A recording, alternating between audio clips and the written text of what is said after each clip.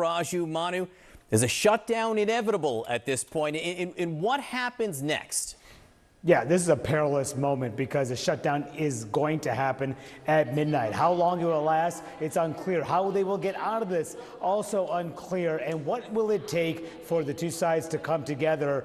That is a huge question at this moment. We do know what the Republican plan is now moving forward. They plan to put their bill on the floor of the United States Senate that would extend government funding for 7 weeks with no additions to it. They believe that they can get more Democrats to come their way, force them to cave under pressure as people start to see their services dried up, as people start to get laid off, as people start to see their jobs being furloughed. That they believe more Democrats will support this. They need 8 Democrats to back this. Today they got 3. The question is, can more come to their side? But the Democratic leaders are still pushing for their demands. They want a negotiation, or at least an extension of Obamacare's subsidies that are set to expire at year's end. They want to reverse the Medicaid cuts that were under the One Big Beautiful Bill Act, and they want to rein in Donald Trump's ability to cut federal spending without the consent of Congress. All of that, the Senate Majority Leader John Thune says that needs to be negotiated later. He says reopen the government now,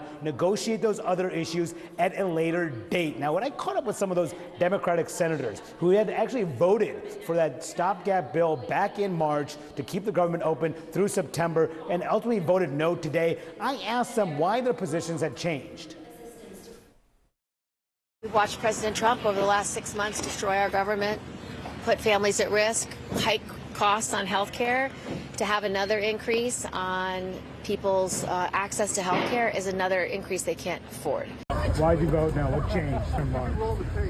Well, it's about health care. When I first came into office, I fought for the Affordable Care Act so that people could have quality, affordable health care. And as I'm leaving, I don't want to see that eroded away. Why not negotiate that later? Keep it open now. Because they're going to get their notices on November 1st.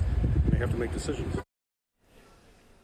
But those are the senators to watch, John, because ultimately the question is if the leadership, the Republican leadership, carries through on their promise to force a vote after vote after vote on this Republican bill that has so far failed to get 60 votes, will those Democratic senators break ranks? Will they start to side with the Republican leadership? The calculation among top Republicans is that they ultimately will.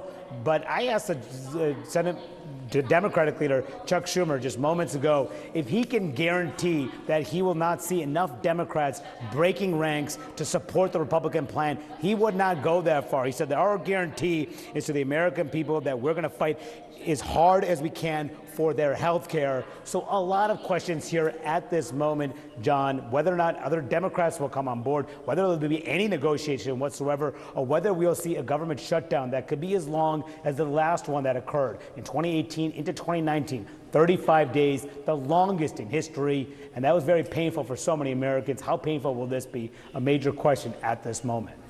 John. Raju, up on Capitol Hill could be a late night for you, the first of many.